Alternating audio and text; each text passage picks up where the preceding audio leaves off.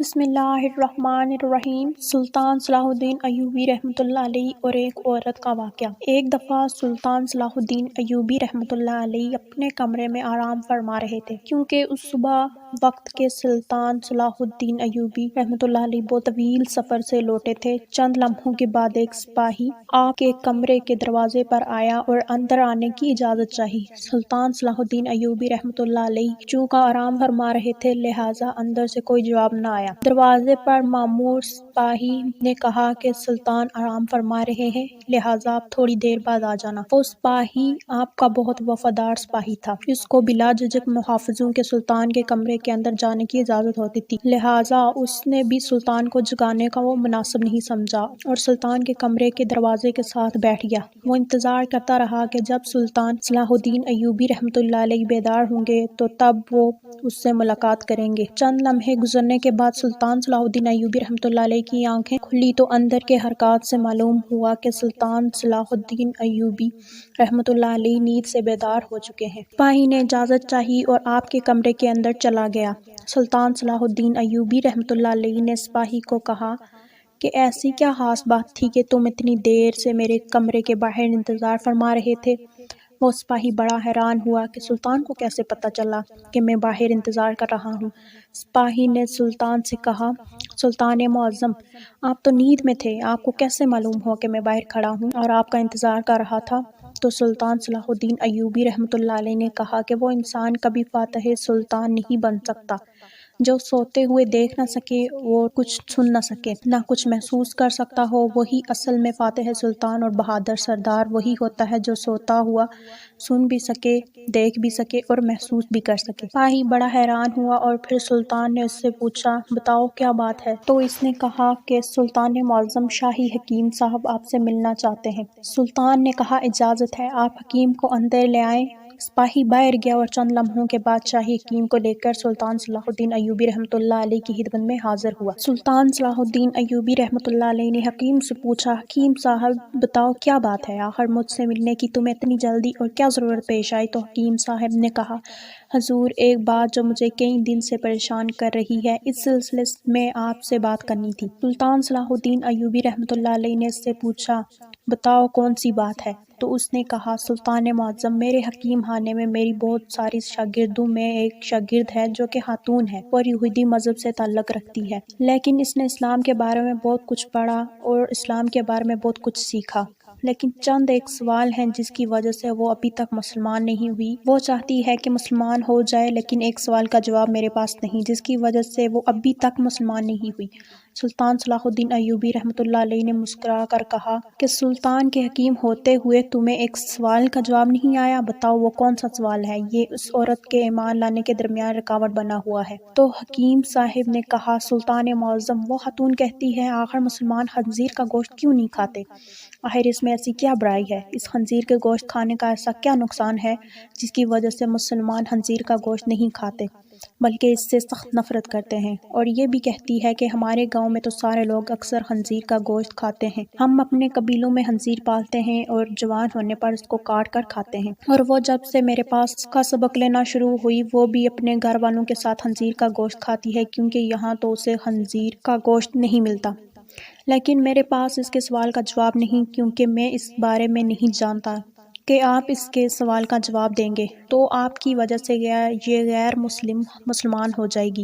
یہ سن کر سلطان صلاح الدین ایوبی رحمۃ اللہ علیہ نے کہا کہ کل تم اس خاتون کے لیے میرے دربار میں حاضر ہو جانا۔ سلطان صلاح الدین ایوبی رحمۃ اللہ علیہ جب صبح دربار میں پہنچے تو حکیم صاحب اس خاتون کو لے کر دربار میں حاضر ہوا اور سلطان صلاح الدین ایوبی رحمۃ اللہ علیہ سے فرمایا، سلطان معظم، یہ ہے وہ خاتون جو میری شاگرد ہے۔ یہ دیکھ کر سلطان نے اس عورت کو کہا، بتاؤ خاتون، تمہارا کیا سوال ہے؟ اس عورت نے سلطان معظم سے کہا کہ اسلام کے بارے میں بہت کچھ پڑھا، بہت کچھ سیکھا، اور حتیٰ کہ میں اس جگہ پر آ کھڑی ہوں کہ میں اسلام کو قبول کر لوں، لیکن ایک بات ہے جو مجھے اسلام قبول کرنے نہیں دیتی، اور وہ یہ بات ہے کہ اسلام خنزیر کا گوشت کھانے سے کیوں منع کرتا ہے، حتیٰ کہ یہ تو ہماری سب سے پسندیدہ خوراک ہے۔ میں نے ہر جگہ دیکھا ہے کہ اسلام نے جس چیز کے بارے میں منع کیا ہے وہاں اس کی دلیل ملی، لیکن اس خنزیر کے گوشت کے بارے میں مجھے ابھی تک کوئی مضبوط دلیل نہیں ملی۔ میں نے بائبل کو پڑھا تو وہاں بائبل میں بھی خنزیر کا گوشت کھانے سے منع نہیں کیا گیا، لیکن آخر اسلام کیوں منع کرتا ہے؟ آخر اس گوشت میں ایسی کیا شرابی ہے کہ اسلام اس کو کھانے سے منع کرتا ہے؟ یہ تو یہودیوں کی سب سے پسندیدہ خوراک ہے۔ یہ سن کر سلطان صلاح الدین ایوبی رحمۃ اللہ علیہ نے کہا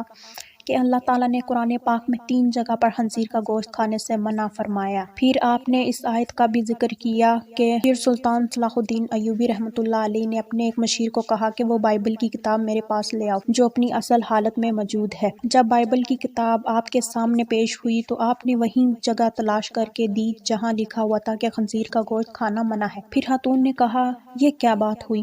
جو میرے پاس کتاب ہے اس میں تو واضح لکھا ہے کہ خنزیر کا گوشت کھانا منع نہیں۔ تو سلطان صلاح الدین ایوبی رحمۃ اللہ علیہ نے کہا کہ مجھے ترس آتا ہے تمہارے ان لکھاریوں پر جو اپنی عیاشیوں کے لیے اس پاک کتاب کو اپنے لفظوں سے بالکل تبدیل کر رہے ہیں۔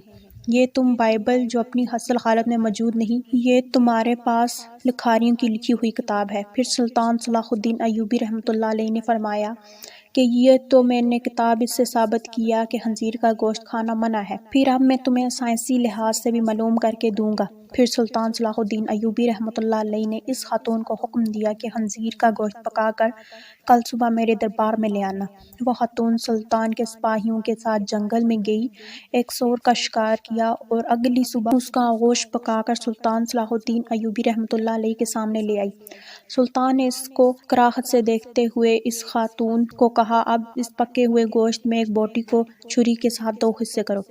جب خاتون خنزیر کی بوٹی کے 2 حصے کیے تو اس کے درمیان میں سے گوشت کچا تھا۔ سلطان صلاح الدین ایوبی نے کہا کہ اے خاتون، کیا تم نے اس گوشت کو اچھی طرح پکایا نہیں؟ تو اس خاتون نے کہا، نہیں سلطان معظم، میں نے تو بہت اچھی طرح اس کو پکایا ہے۔ تو سلطان نے کہا، اب تمہاری سمجھ میں میری بات ضرور آ جائے گی کہ یہ حرام گوشت چاہے تم اسے جتنا بھی اچھی طرح پکا لو، ایک چاہے اس کو آگ کی کتنی ہی تپش دو، لیکن یہ پوری طرح پکتا نہیں ہے بلکہ یہ درمیان میں کچا رہ جاتا ہے، اور جب یہ تمہارے پیٹ کے اندر جاتا ہے تو بہت ساری بیماریوں کا سبب بنتا ہے۔ اس لیے اسلام نے اس کو کھانے سے منع کر دیا۔ آپ خود ایک حکیم ہیں، آپ خود دیکھیں جو چیز کچی آپ کے پیٹ کے اندر چلی جائے تو وہ جا کر کتنی خرابیاں پیدا کر سکتی ہے۔ پھر سلطان صلاح الدین ایوبی نے اس خاتون کو کہا کہ آپ کو سور کے بارے میں تمہیں کچھ بتانا چاہتا ہوں۔ پھر سلطان نے کہا کہ یہ سور جس جگہ رہتا ہے اپنے ارد گرد حتیٰ کہ انسانوں کی بھی گندگی کو کھا جاتا ہے۔ اس کی اکثر حالات بہت ہی غلیظ ہوتی ہے۔ بات یہ ہے کہ یہ سور واحد بے شرم جانور ہے کہ جب اس کی مادہ یعنی اس کی بیوی کے ساتھ کوئی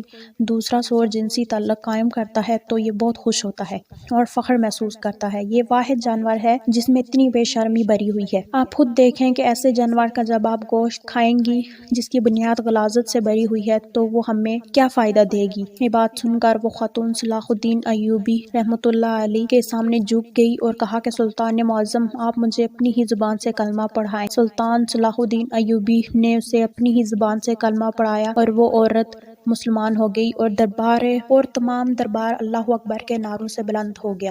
جزاک اللہ الخیر کثیرا۔